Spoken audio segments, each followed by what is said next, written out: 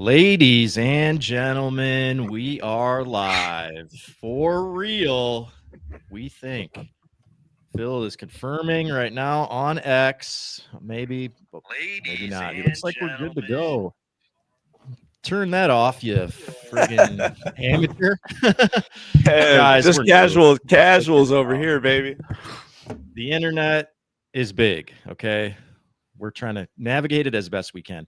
But we are back. We are live. We are kind of getting used to this shit. Anybody want to dock into the live stream? Feel free to pull up a seat, mosey on in. We'll be here for probably the next hour or so. Not really much cooking here in the world of sports this evening, so we'll try to get to all that occurred over the weekend with the Vikes, with the Wolves. Twins hired a manager. We've got NBA Cup play already starting, and these Wolves are getting ready to take their turn at the Cup. But as usual, we'll get a couple of admin things out the way here. Feel free to subscribe to the channel, subscribe to the pod. We got the QR code up in the top left. I mean, that's got to work. That'll take you right to the pod. Give us a 5-star rating. Give us a review. We got the ticker scrolling at the bottom if you want to take a gander at what's going to be on the docket tonight. And yeah, sound off in the comments. Do whatever you got to do, man. This should be interactive. Interrupt us. We'll answer a question right away. We don't got a lot of great things to say as we know. Gentlemen, how we feeling this eve on the live stream cast? Pretty good. Nice. Good. Much better than last weekend when we were Minnesota sports. We were pretty excited. So we actually got some wins this time. So I know. Little more healthy over a weekend. Better to be less excited, I think. I was thinking about that earlier, like just complete reversal, especially after today was the trade deadline. I'm like last week, like we got to be sellers. And then JJ beats the Lions on the road. And I'm like, hey, I might be thinking bowl here if we can get another win. But I digress. But yeah, I guess let's start with the trade deadline. Move on from that pretty quick. Anybody surprised at all? I feel like this is kind of to be expected. Didn't really do anything. I don't feel like we got a big war chest of picks to be trading out anyway. So it's kind of like we're still getting guys healthy. I don't even know if they know what they need at this point. But any surprise on the inactivity by Kwesi and the boys? No, I don't think so. If we lost against the Lions, they might have shipped somebody off. But even then, I still don't think anything was going to happen too much. Definitely wasn't expecting to be buyers either. So it's fine. Just chill. Save those draft picks for Kwesi to waste in the draft next year. That's fine with me. Yeah, we were talking third rounder for Breece Hall. Aaron Jones can't stay on the field. He didn't even get moved today, which was, I think, a little bit surprising. Jets seem to be moving off everybody. What else is new? But no, I don't. I didn't see a whole lot coming from our end. I would have liked us maybe to pick up a corner if we could have, but everybody at this point is kind of in between buyer seller. Like everybody's still in it for the most part. There's only maybe 4 or 5 teams that are definitely out of the picture, and it's tough. Even if you get a guy at the deadline, NFL is a lot different than NBA. It's tough to work those guys in immediately. So I'm not surprised. But yeah, we'll see it going forward. Looks like JJ's ready to roll. Stay healthy, and maybe we can have a fun end of the season here. Asante is still out there for a free agent signing, so maybe. He was wearing that hat in the club about 7 months ago, so we've been waiting patiently. The prophecy could be fulfilled, and he can replace Jeff Okudah as our ancestors foretold. But he seriously, he would be probably an upgrade. I think they're definitely on the outs with Okudah, and it's like I think we could have all, even in training camp or in the off season, we're like, interesting guy to bring in. I guess he's was drafted high. See how it goes, and it's like, yeah, there's a reason he's bouncing around from team to team to team. But yeah, corner would have been good. One of my main takeaways just from the game on Sunday against Detroit was just like, this maybe was the first game where we got the version of this Vikings team we thought we were signing up for with all the moves that we made in the offseason. It's like, hey, the line finally is here. The defensive line is showing the returns we thought. JJ McCarthy able to play. It's like took us week till week 9 to finally get our team on the field. and you kind of saw the results. So let's start with JJ. I mean, from all we've heard from this guy, it's I always say it's like kind of interesting how big of a story he is for having done really nothing in the NFL. But I think that just goes back to his pedigree in college, winning a natty at Michigan, high profile school. So it's like he's a name that people recognize. So I think that's why you always are seeing him being on all these like talk shows with Coward and all these other dudes. But start 3. What'd you see out of him, Jake? I mean, it was got another dub and had the exact same box score, but other than that, that's crazy. Yeah, he's 2-0 in his career, but throwing 143 yards, 2 touchdowns, 1 rushing touchdown, 1 interception against divisional opponents on the road. That's a quite little nice little stat there to have a 2-0 record for, just the exact ones. But I don't know. I think he did pretty good. Nothing great, nothing where I was like, holy crap, this is our guy. But he made all the right plays he needed to make. The first half was awesome. I think those are all the scripted plays for the most part, and that's when KOC really works with his quarterbacks. And then second half got a little more shaky, but he still made the plays that he needed to do. He won the game because of it too, and that's something that Carson Wentz wasn't doing. He was just stat padding, garbage time. So it looked like he was doing good, but it turns out Carson Wentz is not good. So give me a McCarthy 143 passing yards every game if we're getting dubs, because that's the stats that matters. Yeah, we know what we're getting, exactly what we're getting. Yeah, and I think the other thing to be said with JJ is you see it in the post game press conference in the locker room and stuff like that. He's got just something about him where it's like, you know, you look at somebody in the NBA, NFL, whatever, and you're like, oh, do they have it? And he's got that competitive fire, and you just can't teach that. And that I think goes a long way, because you see some guys, you know, in the professional sports. I thought of Alvin Kamara today because we were talking about the trade deadline, and he said something about, if I get traded, I'm going to go sit on a beach somewhere. So like, he's just comfortable where he is, and that's fine. But like, where's the competitive nature? Because to me, if I'm in it to win a championship. Point blank, period. And some guys just don't have that. They're super talented, and that's what gets them through. And there's a reason some of these guys don't go very far in their careers. They just coast on their talent a little bit. And he has a little bit of that extra fire, and I hope that continues to grow with the talent. Yeah, and that's at the quarterback position is probably the most important position where you need to have that. Like they're leading the charge, man. Like whether you like it or not, like that's the guy who's going to probably control your fate more than any.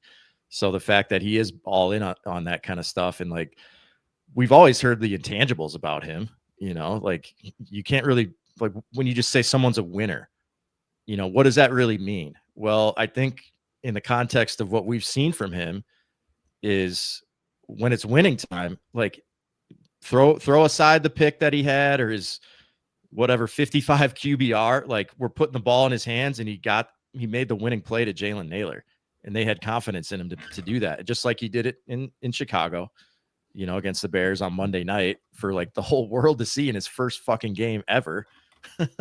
So like those are the little things, and we've talked about this before on this pod with like when we got Ant with the number 1 pick, and like if you recall back at that time, like it was no guarantee that he was even going to be like the number 1 pick or even pan out. So you're just, as you're watching his career play out, you're looking for the little signs, the little check marks of like, all right, here's something to build on. And was JJ perfect on Sunday? Of course not. You know, he had a lot of balls that were inaccurate, and you know, the one that was picked was kind of a interesting, weird, like it was behind him for sure. Yep. And Jalen Naylor kind of just like held it up enough for it to be picked. Of course, a challenge occurred, and guess what? Not a catch for us. Isn't it sidebar? Catch for them. Funny? Isn't it funny? Like you get one of those plays, like the Hawkinson one against Philadelphia, and now they just pop up over and over and over again. Every game now. Every game for us. It's bizarre. We will not have a catch ruled in our favor again. I don't expect it. But that one was like a little behind him, turns into a bad play. So he like there's some ups and downs throughout the game. It's his 3rd game. Like you would expect that. But Jake, like you said, he was good in the beginning in the scripted plays. And the difference to me, I thought in this game compared to those first two that we saw. And those first two started the exact same, where you're just like run, take a sack. Holy shit, is this guy the worst quarterback in the league?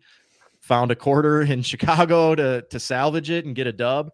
I didn't feel that way at all against Detroit. I thought they took, the training wheels off him a little bit, and he was making some longer throws. Like, think about that play to Addison where he kind of just threw it out there and he was able to get under it and come down with the ball.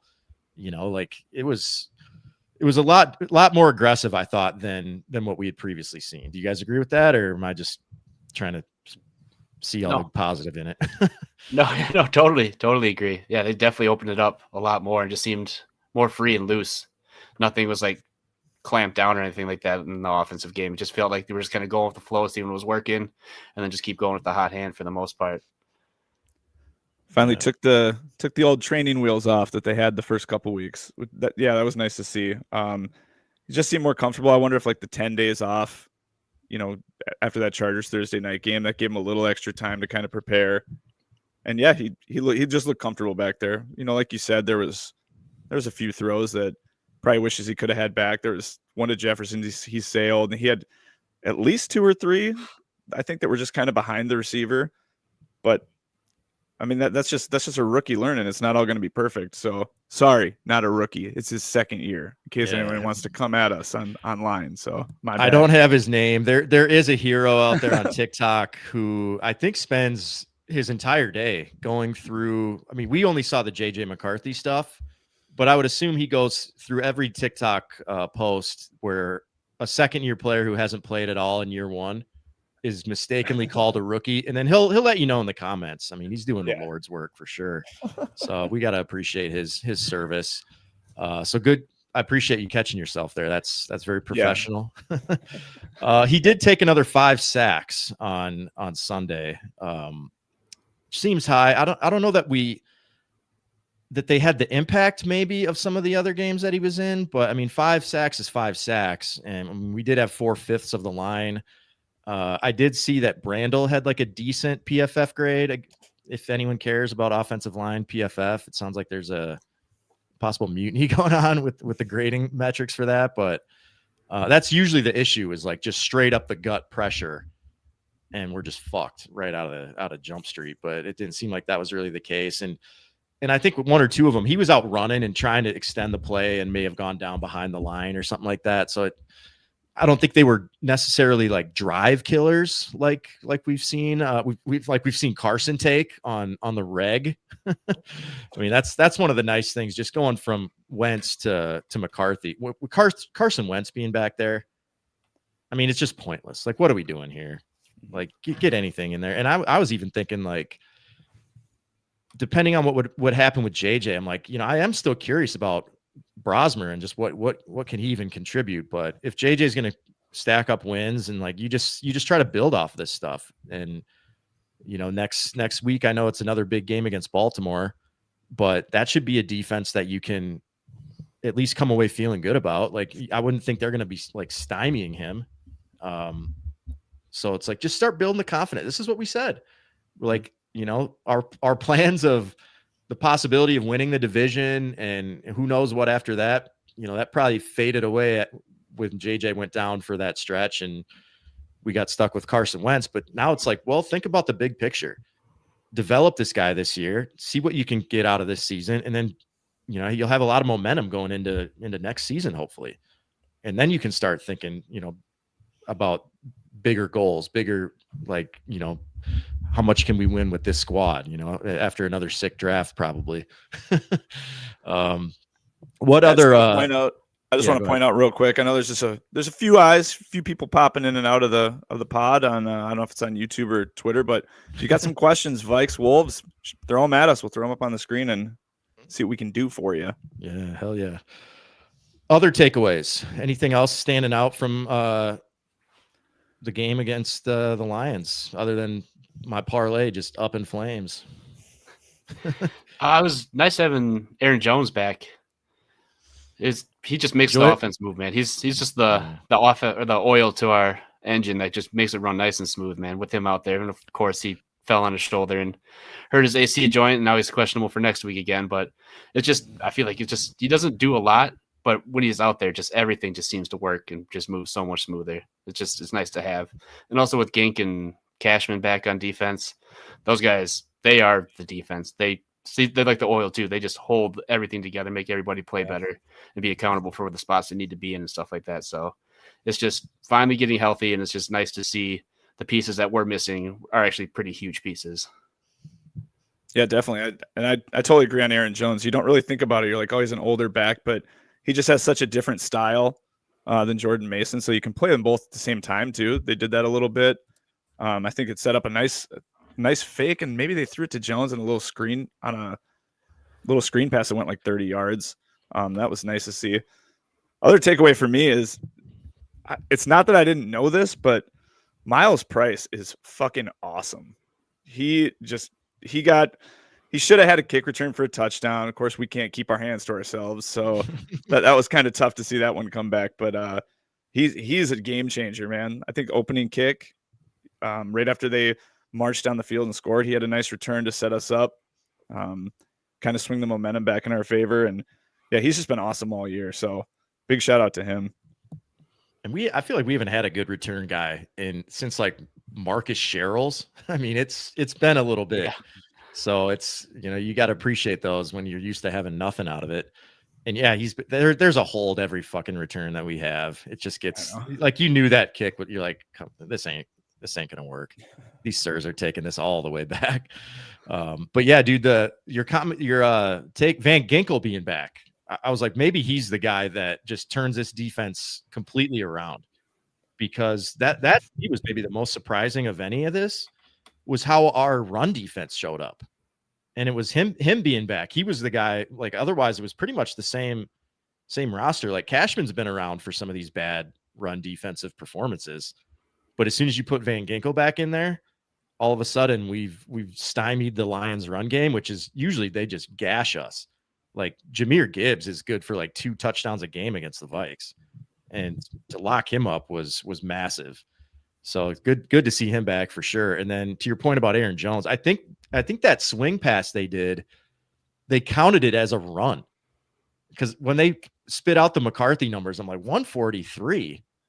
I'm like, what the fuck is that? Like, he definitely had more than that, but I think that they called it like a lateral pass or sure. To credit Aaron with like a carry, but that's what he does that Jordan Mason doesn't really do. Like, Aaron Jones out of the backfield receiving is like a legit weapon to have.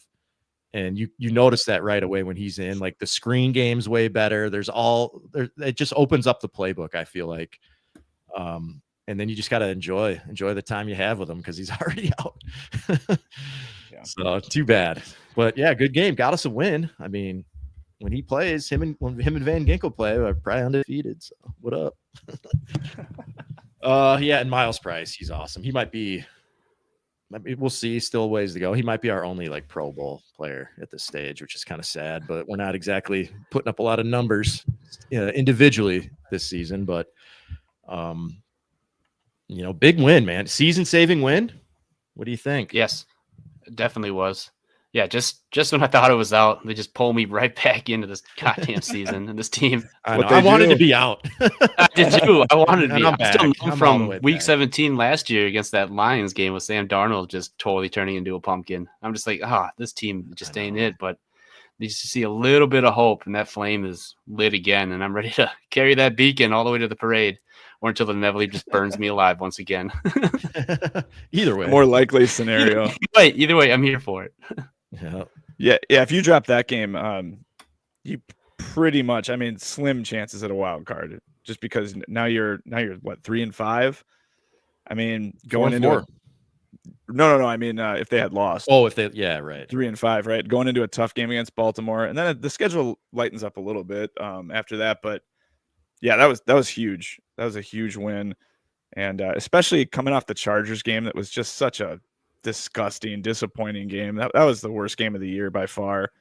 So it was nice to see the bounce back, and to win in Detroit, man, I think that this isn't getting sold high enough. Like, that's a hard place to play. We haven't won there in like 5 years, and they're a legit coming team. Off a bye too.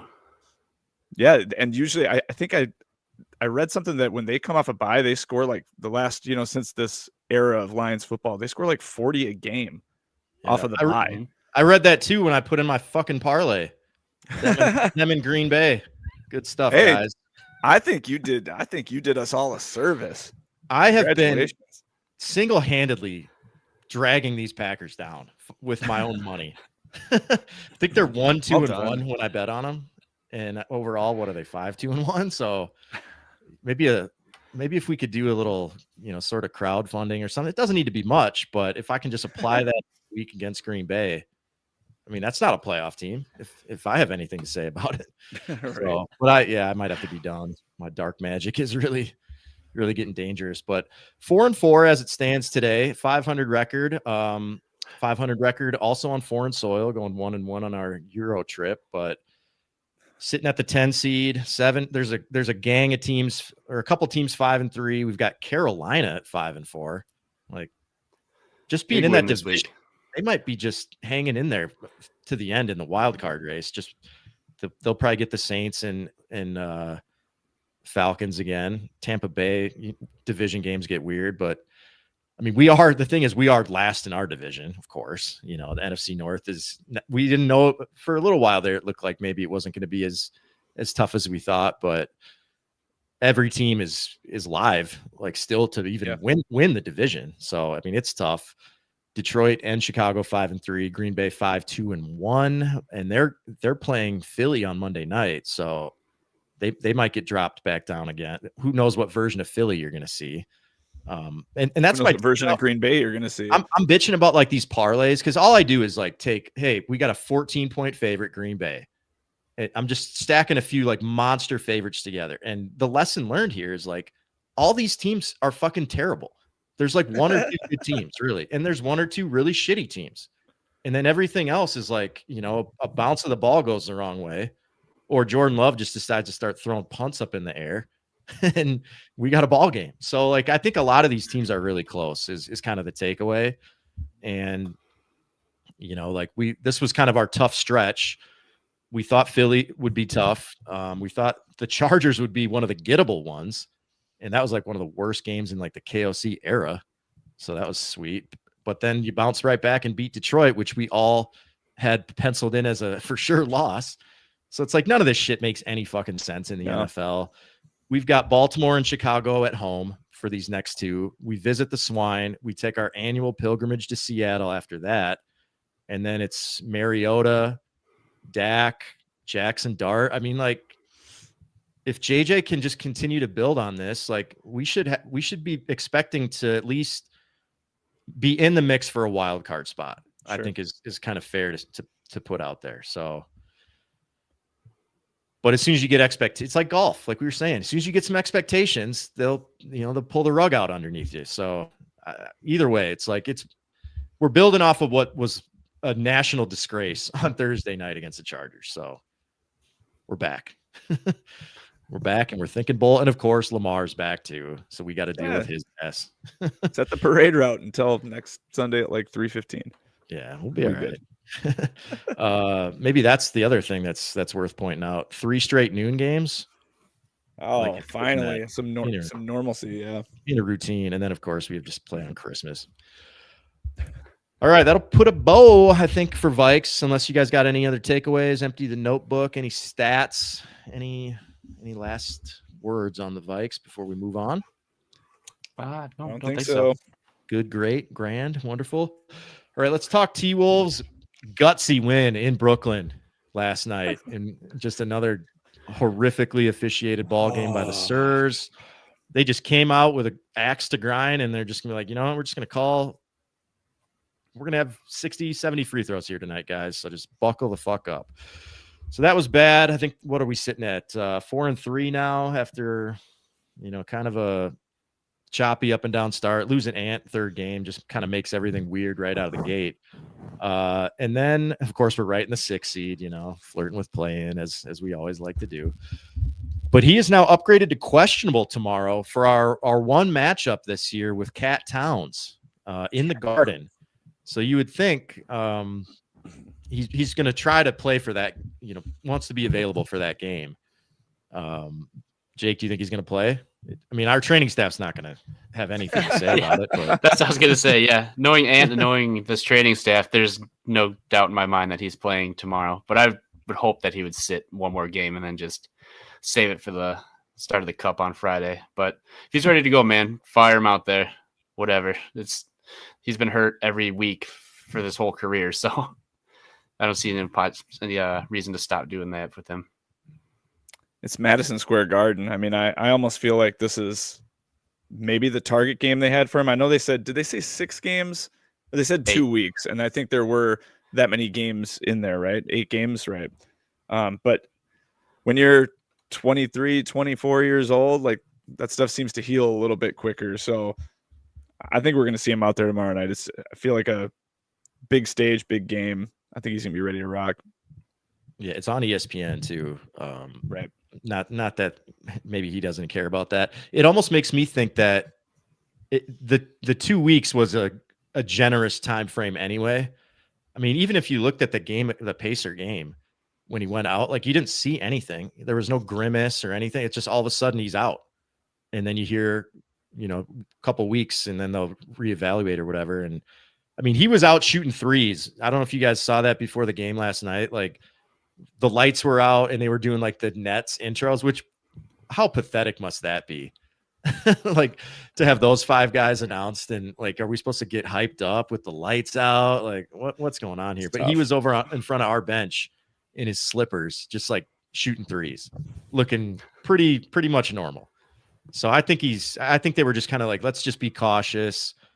If he needs a little rest here, it's just concerning to me that it happened right out of the gate, right away to start the season after all this training from the off season where we heard how good a shape he was in. But I think if that was playoffs, I don't think he misses any time at all. And they're just like, you know what? It's not even November, take a couple weeks, take a week and a half, 2 weeks, whatever it is. But yeah, especially looking at that schedule, should be full steam ahead for Cup play. Oh yeah. Yeah. The schedule, dude, like that almost makes you wonder, like, should he have just sat out like a month when we got it's Utah, Sacramento, Denver, but then Dallas, Washington, Phoenix. So it's like, it's a easy stretch here for the most part. You got a Knicks in there, you got a Nuggets in there, but like if they aggravate something, it's like, oh, you guys could have kept them out, even though there's no, parameters in place at all for the training staff. Players just come and go as they please. So it'll be good to have him back. Like you definitely feel when he's not in there, like the entertainment factor takes a big hit, even though we're all diehard fans and we love all our guys, but it's like, man, some of the stretches out there get a little tougher. I will say one thing from him being out, we've really seen Jaden, I feel like, take a step forward on offense. And with him coming back, we still got to see Chris go to that. We can't just stick Jaden back in the corner again. I know Julius got to get his looks. I know Ant's going to get his. But having that third scorer, and Jaden can be that guy. I think he's averaging like somewhere between 18 and 20 points right now. Young season, obviously, but when he gets into that mid-range, man, that stuff is almost unstoppable. You can't just let that go by the wayside when Ant comes back. Yeah, so I mean that's on Finch, and there's the Fire Finch contingency was going hard at him last week. You got everybody just chill, dude. It's like the overreactions. Week 3, not even week 3 or what? I don't even know how far. I guess we're 7 games in, middle of week 3. People are just all pissed off because they're probably. It's like you're just seeing a lot of the same symptoms we always complain about, and it's like, is there any plan in place to clean any of this up, or are we just going to let this season play out like it always does? But yeah, I think Jaden looks poised to take a leap. Like we said, we needed a couple guys to do that. How are you going to get past the Western Conference Finals? Well, this would be maybe the biggest ingredient of any of them. Like if you just bottle up what we saw from Julius in the playoffs last year, and I feel like we're seeing that in regular season, but it's like, what version of Jaden? I feel like you used to not really know what you would be getting, but man, he's been pretty consistent this year. I mean, shooting 53% from the field, 46 from 3. I mean, That's exactly what you want to be seeing. And he's, for the most part, been out of foul trouble, aside from these like last 2 games against, the Hornets and the Nets, where you're just like, what's going on here? But we also haven't played the Thunder yet. That'll run your foul numbers through the roof. So Do you think if he was on the Thunder, he would just automatically win Defensive Player of the Year? I don't know. They would never call Got a a foul on him competition ever. on that team for it, so who knows?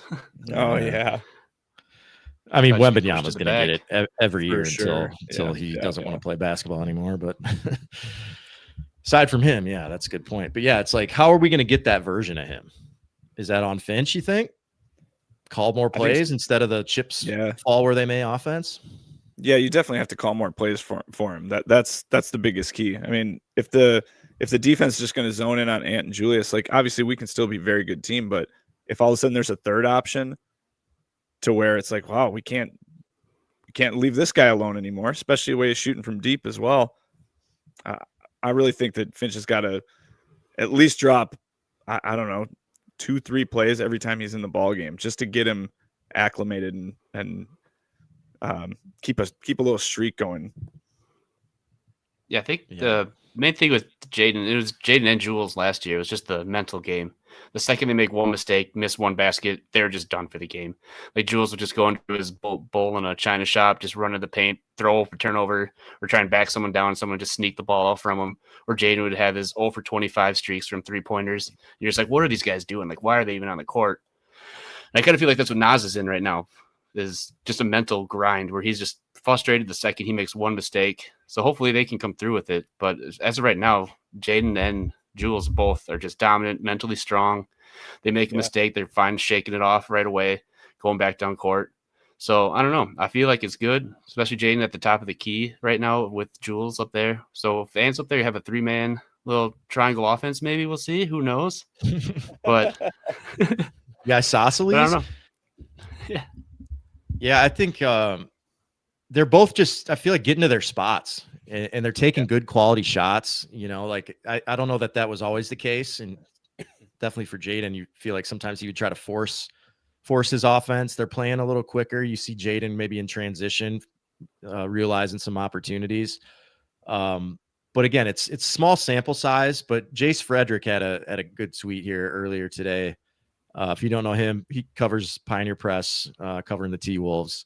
Good follow, good data points here. But he goes, Timberwolves offense this season, first 2 games, 273 passes per game, 28th in the league, 3.23 seconds per touch, 24th shortest, 2.59 dribbles per touch, 25th fewest. So basically, the ball stoppy metrics are kind of what that's the issue we've always kind of run into with Ant for the most part. And even Julius a little bit, he can take his time with, he'll pivot into a cloud of dust, and you're just like, all right, man, hopefully we can get a good look out of this, because this is just getting fucking crazy. But so those were the first 2 games when we had Ant, and then the next 5, 310 passes, good for 7th in the league, 2.83 seconds per touch, 7th, 2.17 dribbles per touch, T10th. And then he says 2 different offenses, which on the one hand, it's like, well, you kind of have to, when you lose a player that talented,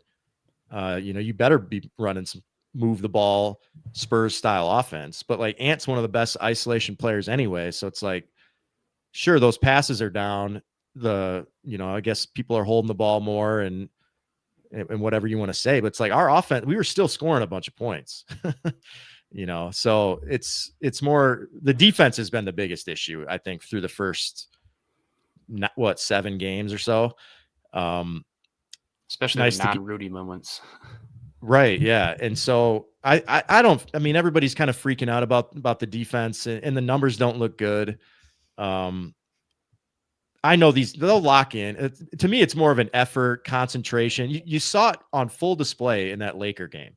And sure, we've been up against some bullshit shot making from some mid-ass players throughout this first 7 games, but like, even with LaRavia and Dalton Connect going off and Hachimura's hitting everything, like you saw in the last 6-7 minutes of that game, like the defense ramped up quite a bit, and you can see they're just kind of flipping the switch. It's early in the year. It's bad habits that we don't like to see. especially for a team that's kind of where we've hung our hat is on defense. And I think Rudy's as guilty as anyone. He's been clocking in and out. Like there's so many times where you're like, are you just not even going to go for a block on that? Or like, what's up, dude? What are you doing in the lane here? That was funny because he sure wanted to try to block LaMelo Ball every time he came down the lane. And it was like, oh, where some effort. Because a lot of times, yeah, he doesn't even jump at it. It is bizarre. You mentioned like the hot shooting. That has been just kind of almost humorous at times where you're like, well, we have to deal with this too. Like, and it's not like they're just all making open shots. They're making their open shots as well. But yeah, what was it, LaRavia, like 11 for 12? Miles Bridges just could not miss a shot. Made more shots in the first quarter than he had made in a game on the year. The Nets started out pretty hot last night, but you kind of see like those teams like the Hornets and the Nets, they're gonna fall apart at some point, and a veteran team's gonna lock in and beat those teams. And it's just nice to see that we did end up just kind of squashing those teams at the end and just taking care of business. That's always nice to see, especially on the road and in situations where we don't always take care of business on the road against teams like that. So that was good to see those last couple for sure. And not to mention, Finch is like working in a lot of new players that didn't play a lot last year. Rob's been looking pretty good, but he's finally given him the opportunity to make some mistakes. He's not just pulling him out after he had like a couple turnovers in a row last night, and it was like, okay, leave him in there, let him learn. So that's been kind of nice to see as well. Yeah, finally getting to see Rob. I feel like he's been, you're just looking to give me some good with the bad. Like I know he's always probably going to be a turnover prone guy, at least in his early years with very minimal experience. But he can get in the lane. Like that's the thing when you watch Mike play. Mike knows where he can get his, and like he's an absolute like rocket scientist of a basketball IQ type of a player. And he's still knocking down those J's too. You know what I mean? But like he can't get to the lane, and the defenses don't even worry about him trying. So like the best he can do is get the little right-handed floater off most of the time. But Rob can get into those little cracks and draw the defense in and kick out to shooters. Like he's been setting up Nas for some good looks. So like, expand on that kind of stuff. We got a question. What do y'all think about Rob's defense so far? I've been pleasantly surprised. Jake, what do you think? I've been kind of surprised too. He's just hustling his ass off every single play, which is the only thing that's really going to get him out there for defense. But it's nothing to where I'm just like, oh, okay, he's sleeping out there like Nas usually does, or he's just in the wrong spot watching somebody else. Sorry, Nas. But yeah, no, he's out there. He's hustling. He's going, shooting in, trying to get boards. He's down, shooting back out to the guys that are open for threes. So I don't know. He's hustling his ass off, and that's all he can do with his size. So that's what he's giving us every night. I'm perfectly fine with that. Yeah, he's like seems to be getting involved in like jump balls. So he's trying, man. The first thing you want to see is effort. Right. And he's always going to have physical limitations on defense where if you're there's one-on-one defense, and if you're squared up with a good point guard, like most of these point guards in the NBA nowadays it's not the traditional set everybody up. Like these guys are bucket getters. So for him to be like one-on-one trying to stop some of those guys, like that's always going to be an issue, I think, just given his size. And that's where team defense comes in. But for Rob, it's like, on-ball defense is just one part of it. You can get in the passing lanes. You can anticipate. You can be on top and know all your rotations, like, the back of your hand. Be in all the right spots. There's lots of ways to impact it other than just, hey, it's hard for me to guard my guy one-on-one. So I like that he's been focusing on that. And he's hearing that from Finch and the guys, right? Like we gotta have like a fighting chance on defense if you're gonna be in the game. And he's going against backups too. So it's like, you should be able to find a matchup for him to hide him a little bit, that they do the same with Mike. Sometimes you don't have to hide him any more than you have to hide Mike. So sometimes Mike's out there. Right. What did we start the Lakers series? And it's like Mike's on Hachimura, and you're like, good luck, man. You're gonna need an ice bath afterwards. But he's smart enough to be able to handle it, though. And I agree with Rob. the biggest thing you can teach anybody about defense is effort. And as long as he's out there busting his ass, then I'm perfectly good with it. Yeah, and that's the problem with most of our defense so far, at least, right? Is like we're just kind of picking and choosing when we want to lock in. You know, Rudy for sure is one of those guys, but you mentioned like the Nas drive by, like it's valid, man. He's been one of the worst defensive players I've seen in the NBA. Like just no effort at all, and you know that's one of the things about Rob's minutes too. It's the turnovers as well that like sometimes that gets you a quick hook from the coaching staff.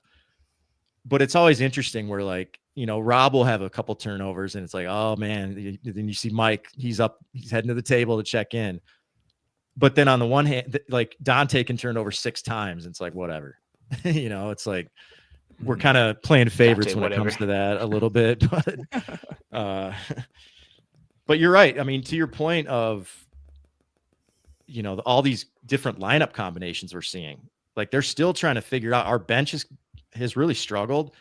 The defense for Nas obviously has been bad, but like at least he's starting to fill it up on offense. It's like, if you're going to give up this many buckets, I need you to get them all back on the other end. and he's starting to. I know a Charlotte Brooklyn back-to-back games is just what the doctor ordered, probably, to just get some confidence going for him. But you know, the bench has been kind of all over the place. Shannon is kind of having a hard time trying to figure out where he fits in. Had a great dunk last night, and then in the second half, Bones Highland's off the bench ahead of him, and you're just like, what's going on here? Like, what are we not seeing, or what maybe is behind the scenes?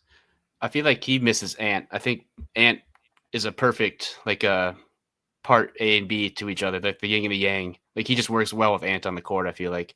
Because he's always going to be sitting down in the corner waiting for the 3, or he'll be popping out the second Ant tries to drive, kind of a thing. I don't know.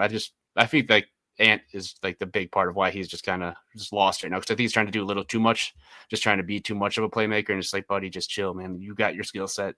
Just stay in your lane. And that's what he does. And he's very good at it. So we'll see what happens maybe tomorrow night with Ant back. But I expect TJ to do a lot better once he's there. Yeah, I agree. He just seems too passive, I think, at times. And you're in there to try to be a scorer, especially right now when with Ant out, we need all the extra scoring we can get. But yeah, I thought that dunk maybe would wake him up last night. But like you said, that there's something that isn't quite clicking with him. And if that's gonna get him, you know, a few extra or a few less minutes, then that's just what it's gonna have to be for now. Work in progress. I think like he came out in the playoffs and you're just like, man, he's going to be such a great fit, and he probably still will be, but we also do have to remember he's still young too. So might be a little work in progress for him. Still a very small sample size, 7 games. Right. Yep. But he did well in the playoffs because he's got a whole defense loading up on Ant, and Terrence doesn't need much of a lane to get to the rim. So like, if you already have people, you know, helping off of you, everybody's loading up on Ant. Well, now he has some of those lanes to get to the rim, or he'll just be able to spot up in the corner. You can definitely tell he's been working on his corner 3 until last night's air ball, of course. Him and Jalen Clark dueling air balls. What a dumb game that was. That was such a shitty game to watch last night. It was. Mostly because of the officials. It was a grind to a halt. But and then he's also, the other thing is like, he as a player, he's a bucket getter. So it's like, if you're not scoring, I think he then feels it's like, well, what am I bringing to the table here? You know, and I think Finch sees that as well. And the other area where he's going to thrive is in transition. And I know we're trying to play faster, but it's kind of not really in our nature. Like, I don't think Julius wants to be sprinting up and down. Rudy, I don't think he really wants to either. Mike definitely doesn't. So it's kind of like only certain situations are we going to be looking to play fast. And Shannon on his own can kind of, you know, pick up the speed. And I think he's just had a couple of situations where he's thought he's had a lane, or he's gotten to the rim and then blown the layup. And you're like, oh man, you know, and Finch is like, well, that's it. You're out. bring in Jalen Clark. But I'm not nobody's mad at that. Shutting the door on Terrence at all. It's just like, you know, give him time. He's going to get to play. I think he might not get the regular minutes he wants, but he'll get in the first half and you see how it goes. And did you earn another stint after that? That's usually how these rookies go. And then one last thing I want to say on Rob, we were talking about him a little bit ago, that I think helps his case, and they should pair him and Rudy together more often. I think obviously having the 4-time defensive player of the year in there to cover up for him a little bit would help, but he's one of the guys that can actually get something out of Rudy on the offensive end. He's pretty good at spoon feeding Rudy, which is that ain't a very big catch radius now.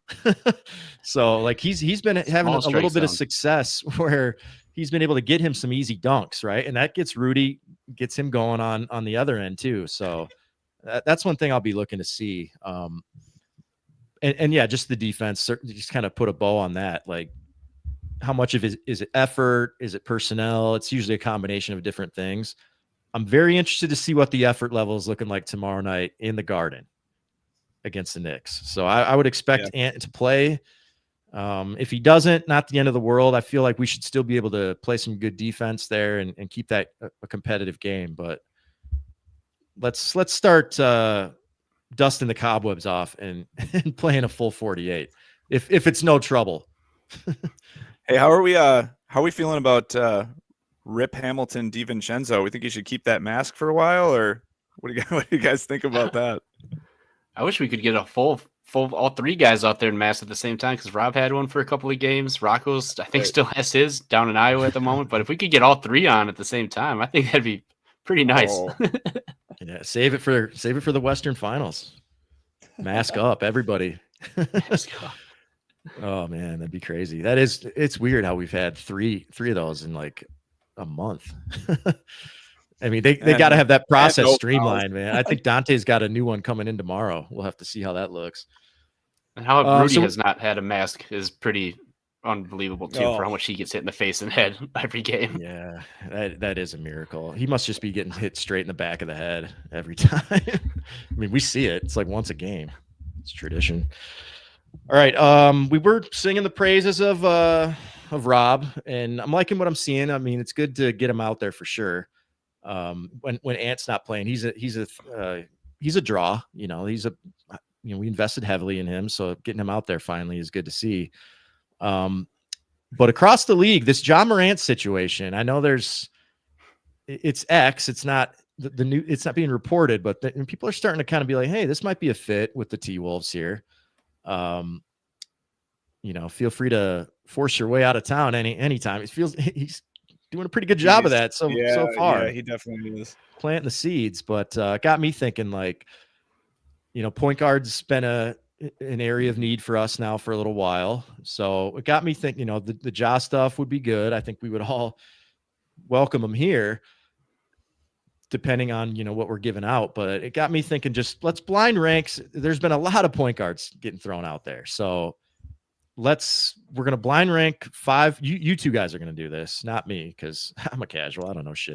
Are we separate, or are we you can be separate, whatever. Okay. Or maybe what's easier? Is it easier to just agree? I don't know. We'll figure it out. Let's see. We're live. Who cares? First guy, Phil could be a 1. I could be a 5. I'm like, all right, let's do our own. Yeah. Okay. Yeah. There you go. That's figure it out. Yep. So don't pay no attention to like what it'll take to get them here, contracts, whatever. This is just like your interest level of them being the point guard of the Timberwolves. First name and probably the one that's been thrown out the longest, Darius Garland. What do you think? I could probably throw him at 2, I think. He can get a bucket. Huh? He can bring in the ball. That's the main thing I'm looking for, is somebody who can dribble the basketball up the court and not turn it over. It's kind of all we really need. Really simple. Could really get used to that. That's for sure. Only thing with him in injury history, because I do like him and he can shoot. He would be a really good fit next to Ant. The injury history kind of worries me a little bit. So I'd say I'll start right in the middle. Throw him at 3. Okay. Speaking of injury history, how about LaMelo Ball? That's outside of the top 5, me, I think. Yeah, 7. I'll put him in honorable mention spot. Yeah, yeah. I think that's an easy 5 for me. He can shoot. That's fine and everything like that, but I don't really care for him or his game or his family. So Whoa. Whoa, big drive You by. hating on my guy LeVar, man. Big baller brand. A new version just came out too. Man, Think about that. he's 5 for me, and I just think he's. We talked earlier with JJ about who's got it, who's the competitiveness, which we talked about with Rob. Defense, just effort. That guy, he's in it for the, He's for out the there playing fame. 2K. Like He's what? yeah, Pickup he's in it for ball. the highlight reel. He's not a winning 90% basketball skill, player. 10% upset the sport, which is you need 50-50, and that's you don't want Yeah. that. And you can see just like the way he's super talented, and that's what will get him, has gotten him as far as it has. But the 1 foot step back 3, like that's not an intelligent shot. Like it's just we already have enough dumb basketball players on this team. So like I don't. Yeah, we already got low IQ. We don't need like he would take the cake. So like absolutely not. He's 5th or off the board. Yeah, I do feel like anybody you put next to Ant, he's going to get the most out of their game. Right. But it's a risk where I'd like to see LaMelo. I'd like this experiment to happen with another team. Go play on a serious team somewhere. Like the Charlotte Hornets and him just seem like perfect. Like they don't even really matter. Like just go do whatever you want. Shoot off 1 foot, whatever. Who cares? But I do want to see him play. Already. Yeah, that's true. I was saying we got those two already hijacking the offense, so we don't need another person to hijack the offense and just think that they're the main scorer of the team. Yeah, could pose for a possible disaster. Ja Morant. Speak of the devil. I'm not sure who I'm holding this one spot for, but it wasn't Ja for sure. But I'll put Ja 3, I guess, for now. Yeah, no, I'm gonna go 4. Put him at 4. All right. 4. Hate his attitude. Love his gun celebrations and grenade celebrations. Also injury prone.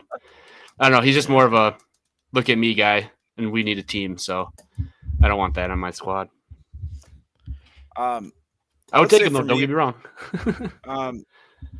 Yeah, for sure. The injury stuff, and that's the same with Garland. I think he's a better player than Garland. For me, like with him, I think that Finch and Ant could get the most out of him, just because he is so talented. He's been a former All-Star. Like he's been in the playoffs. Like it's not the same situation kind of as LaMelo. So I would put him at 2. I'm really hoping we don't just get hosed here at 1. But yeah, that's where I got him. Yeah, you're not. He can't shoot. I think that to me is one of the tougher things to try to fit him in here. If you're going to still have Rudy, let's say, I mean, that turns into a pretty crowded half court situation. But I love that he's fighting City Hall. He's been up against Silver a bunch, and we certainly hate that weasel on this pod. So that alone would, I mean, we would talk ourselves into it within about a half an hour. Oh yeah. But no, easy. Depending on what you have to the Shams tweet. Yeah. I'd be like, sick. Let's go. Yeah, let's do it, man. This would be a fun team. It would be so fun. Those are 2 of the most exciting players to watch. Yes. And I know I said don't worry about what it'll take to get them, but like, unless he really, really is like, I'm out of here. Like he's very important to that franchise, and I don't think they're trying to let him get away. So it would take a lot, I would imagine. But next one on the list, De'Aaron Fox. Oh, loving my list so far. Yeah. I still don't know who the other name's going to be, but I'm going to put Fox at 3. I'm going to save that 1 spot for the mystery box. Could even be Boat. How much we want one of those. But I don't know. He's good. Offensively, he's good. Everything's fine. I think he'd fit pretty good in here. He probably should be my 1, but I don't know. Just something about him. I don't trust him. I think another lefty. I'm at 3. Yeah. You don't want another lefty in the house? We got a lot of those.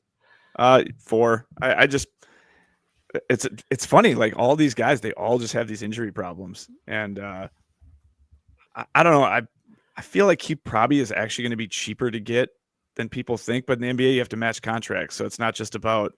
And he just got a big one. Throwing some picks at him big too. One. So yeah, and I don't know, man. I feel like he hit that 60-point game against us and just kind of fell off. Yeah, so we all have a higher opinion of him after that for sure. He's more of a mid-range guy too, not the best 3-point shooter, not a great defender either.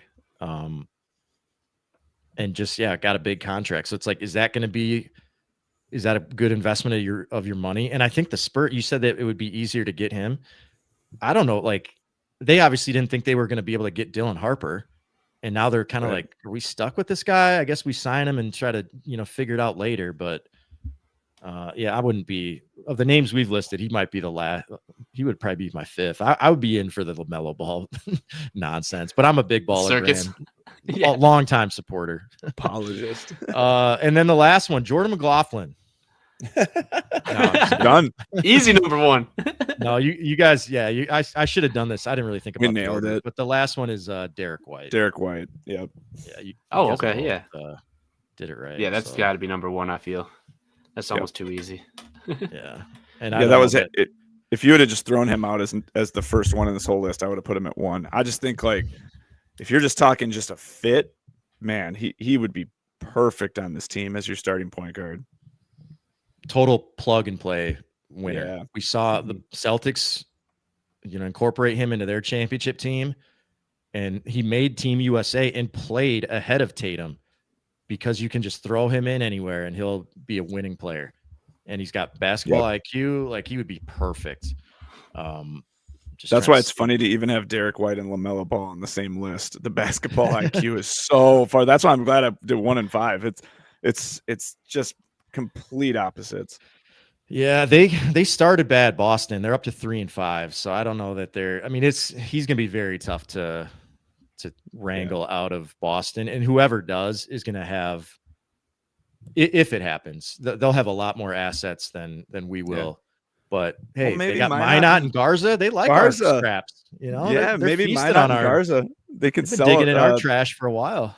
Right. They can sell the GM on a couple other players that they like. So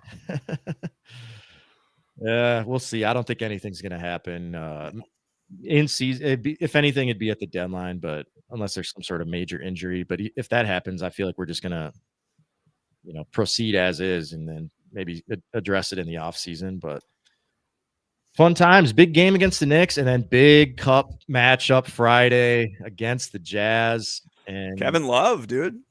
Kevin Love returning home, prodigal son. Unfortunately, the Jazz, they are 0-1 in cup play. I think there was some cup play last week. We're in Group A with Phoenix in Utah, who played it must have been last Friday. I think they do these games on Friday. Yeah, it seems Fridays. But all you point differential perverts out there, eat your heart out, because this is when it really comes into play in tiebreakers during the cup. And the Jazz are already 22 in the hole. Oh, no. Hate to see it. There's that. It does come into betting once in a while. I think I did this last cup season where there was some sort of I put a huge bet on OKC to cover the spread against somebody, and they were in a situation where it's like, if you beat the shit out of a team, you're gonna be the wild card in the whatever cup regional or whatever the fuck it's called. And so I mean, they were up 100 right away, so that was an easy one. So there are a couple of edges you can find here with some of the numbers once it's down to the point differential game. But we got Phoenix sitting in the driver's seat here, 1-0, and then T-Wolves, Kings, and then we do have OKC in this bracket, or group or whatever it is. Whatever their Cool. shit Nobody is. actually cares. Yeah, not, and hopefully not the Wolves, because I hope we can walk this fine line of getting some wins here and not advancing. OKC, go right ahead. Take Group A and have fun with it. I don't want any extra mileage against good teams. And Alan Horton actually dropped this on the audience last night, where he was talking about, each year, if you don't advance to the final 8 of the cup, or 32, however many, whatever the fuck they're doing with the cup. I know, but I like to joke that I don't want to know. But you get assigned 2 other teams, and we're 4-0 in the 2 years against those other teams when we've been rescheduled, because you play a worse team. So it's like, dude, the competitive West, why are we trying to win a cup and get an extra game? Fuck that, dude. What do you get, $100K per player? Whatever, who cares? That's and the prestigious trophy of winning the Commissioner's Cup. You guys just don't have the drive, I guess. I think it'd be awesome to win the cup. It would be, to hang that banner in a bannerless Target Center would just be hilarious. So perfect. Yeah. But yeah, I hate the courts. I hate everything about this. It's fucking stupid. Adam Silver has created an unwatchable NBA product, and he's over here worried about the fucking NBA Cup and how many different variations can I tweak the All-Star game. No one's gonna give a shit, dude. Fix the fucking officiating. It's a disgrace. Yep. You're ruining the product, piece of shit. Preach. Yeah, all right, put a bow on that. So last topic tonight, Twins hired a manager, Dusty Derek Shelton. Welcome back to town. I didn't even realize he was a bench coach for us for a while under Paul Molitor, some of the golden years. Recently fired from the Pirates in May of 2025.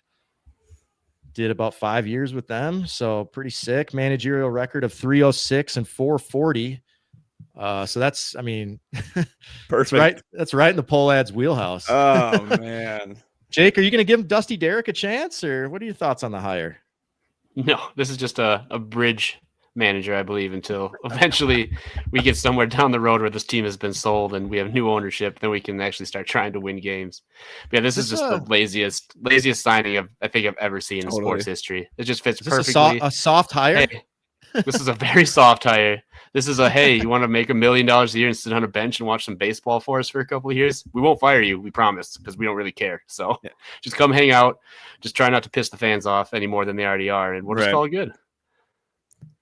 Yeah, it's funny because you see that hire and then you watch like game 6 and 7 of the World Series and you're like, man, we aren't even on the same level of any of this at this point. And man, the game 6 and game 7, if anybody out there, I'm sure a lot of people watched it, but like those were so fun. And baseball playoffs are very fun. I remember watching a ton of Twins games when all of us were younger, and it's just the point where like, who cares? We shouldn't care. We've covered that a bunch of times in this pod. Like, you're not going to get my money. I'm not going to the games. I don't care at all. And I think you're going to see a season low in attendance. And sorry, Derek Shelton, he's going to be a scapegoat. It just is what it is. Yeah, and he knows that. He knows right what he's walking into. It's like, hey, man, you want to make $1 million? Yeah, and I don't think he's going to get not initially. He's not going to get a bunch of the heat. Like, this is all going front office and ownership. This is going up the chain. Derek Shelton is probably the most like blameless person at this point right now. I mean, eventually he's gonna take his fair share of fire, just because he's like the easiest guy to get access to, probably. But he's just gonna toe the company line. He knows he's not gonna have shit to work with, and this is all just animosity at the Pohlads, and they couldn't have like intentionally fucked this up any worse. Like, we know you're cheap. We've understood that for a long time. Sometimes you'll pay a little bit more. Sometimes you're cutting payroll, whatever. Don't fucking dangle a sale out here in front of us and then pull it back. To me, that was like the last fucking straw. And then it got summed up with the trade deadline of like, we're not really trying to be competitive at all. Good luck, everybody. Especially with all the sales stuff with the Wolves with Glenn Taylor. None of us wanted to hear that. We didn't want to hear it anyway from the Pohlads, but especially after all that, you're like, dude, no. We all want them gone. They tanked their own value. Like, you couldn't even have got, I can't remember what the numbers were, but it was like, what were they wanting? I don't even think they were getting $2 billion. I mean, for a professional franchise to not be worth that with an awesome stadium that's fairly new. Yeah. And no one's really even lining up to get it. And they were going to cover your fucking debt. And you still couldn't get something done. And I think they realized, like, we're not getting nearly what we should for this. And you tanked it because you quit spending money, and attendance plummeted and the fans turned against you. Like, they just couldn't have drawn this up any fucking dumber and worse, which shows you what they've been doing this whole time. Somehow they lucked into a couple of rings way back in the day. I mean, that's way back in the day now, like 35 years ago or whatever, but don't expect a lot changing in the off season. The only thing that's going to get me, I mean, I'll still watch some of it, but I need to see, like, call up all the young guys. Fuck it. Like, that's the only thing that can salvage anything. If they're running this like it's a company, and we've always joked about, like, hey, we got to make sure the balance sheet's looking good. And we would make all those jokes not knowing about like 400 million in debt. So the sheet's looking pretty bright red. But like, if you want to get people in there, like get Walker Jenkins up here, get all these studs we've got in the minor leagues. I don't need to be seeing like some of these clowns you're putting out in front of them just because they're veterans. Figure it out. Get the young guys up here and just commit to that, and then let them walk in 4 years when they're too good. And the cycle continues. We know. That's our way. Yep. Yeah, that's how it goes. So lucky man to be on board. Can't wait to see what his staff looks like. Yikes. All right, let's do a few shout outs and then let's get the F out of here. Jake, who you want to shout out this episode? I'd like to just shout out. I know we already talked about it, but JJ, just the way he holds himself, his composure, just the dog in him, even the dog in the streets that he's got with him too. It's just his post game interview when he's talking about just being excited, just how happy he was to see like his teammates cheer for him as he went back to the locker room. And he was even more crucial about himself, saying like, "Hey, I need more help. I can do this. I need to do this. I was far from perfect today," kind of a thing. Like you hear that from athletes, but you can tell they don't mean it. Shout out Anthony Edwards. That's like the one bad thing I hate about him. Any post-game interview that he has, he's like, "Oh yeah, I didn't play good. I didn't do this, and that." Then the next night he goes the same effort and does absolutely nothing. But I feel like I believe JJ. Like he just sounds like he has more, like, I don't know what the word would be, but it sounds like he's actually going to try and be better as a player and not just show up because he's super talented, kind of a thing. So I don't know. He seems like the guy. Obviously 3 games, I'm not going to call him that yet, but I'm just more hopeful than I have been. And it's nice to see. Yeah. Signs of a dog, sure. Early signs. You gotta love that. And just genuine ball lover. Like that's what you want at the quarterback. Just a psychopath, really. Right. Take it. Yeah, the memes going around are great. I know we were just talking a little baseball. I want to give a shout out to the Toronto Blue Jays fans because I feel for you, man. Like I was a fan for a couple nights, and that was just a punch to the gut. Like I can't imagine being in that stadium. Game 6, they had a good chance to win. Didn't they have second and third with nobody out? Doubled off to end the game, wasn't it? Yep. I don't know. Did it end the game? The double off? Yes, because they had second and third, and there was a pop up to the right side of the infield, I think, and then doubled off on a line drive. And then in Game 7, you're like a half, like a toe away from winning. Brutal. And it was the right call. Like Will Smith definitely got his foot back on the home plate, but the defensive play made in center field, it's just, I feel for him, man. Like I can't imagine being in that stadium and all those fans just sitting there probably until they were kicked out, just with nothing to say. That sucks. That's really tough. Losing 6 and 7 at home with a chance to win the World Series. And so your Game 2, Yamamoto goes crazy against you. You lose an 18-inning game. You get doubled off at second, and then that nonsense in Game 7. Like that is about as tough as it gets after an awesome series against Seattle. Like, I mean, I saw some of the like Toronto folks or some of the folks in baseball like, man, I don't know if the best team won that series. Yeah. And they might be right, but the Dodgers had the best players. Aside from Vlad, I guess you could put them up there, but like Yamamoto and Shohei were like complete difference makers. I mean, Yamamoto won 3 games in the series, and he was getting ready to pitch in that 18th inning game. That would have been crazy if he got all 4. I mean, Jesus Christ. Yeah, I saw some stat that the Dodgers batted like 100 points less batting average and scored like 20 less runs and still won the series. So it's just weird how that can work out like that. Yeah, I mean, what are the nerds saying? Like probability of all that is, I mean, they had to like defy the odds to pull that out, but crazy. I don't really have a shout. I was going to talk about the Toronto fans as well, but I'll just shout out my guy Hanson Yang. You know what? Stay the course, bud. It hasn't started out like we hoped. We know you're a generational talent. Stick with it, man. Your days are going to come. It's not your fault they have like 3 centers ahead of you, but Hanson Yang, my boy. And then I guess one thing I'll throw in here quick, as we were talking about baseball, 25.9 million viewers for Game 7, 16.4 for the NBA. Adam Silver, we know your product is suffering. Fix it.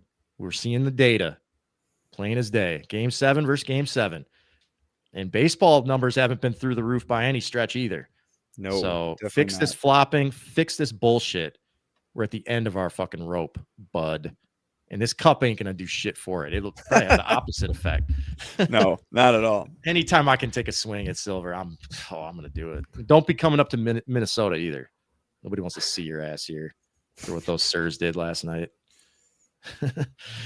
All right, good way to wrap it up. Appreciate everybody hopping in the stream, tossing in a few comments. We're gonna do this every week, right? I mean, I think we're just gonna go live and do the pod live. Yeah, fuck it. Whatever. Fuck it, we'll do it live. So we've got Knicks tomorrow. We've got Cup play Friday. We've got Lamar Jackson coming into town. This usually means bad things. When we start getting excited of like a 3 or 4 sporting event streak of games, it's usually could not go worse. So shit, everybody man. Get their expectations down. Just Be stay safe out low. there. Stay low. Yeah.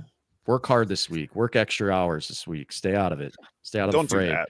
No, Don't do yeah. Quit your job. No. Quit your job and go on X all day and trick this algorithm into making this one of the best podcasts in the world. It's heavy lifting. We get it, but appreciate everybody docking in. We will catch everybody next week. Peace.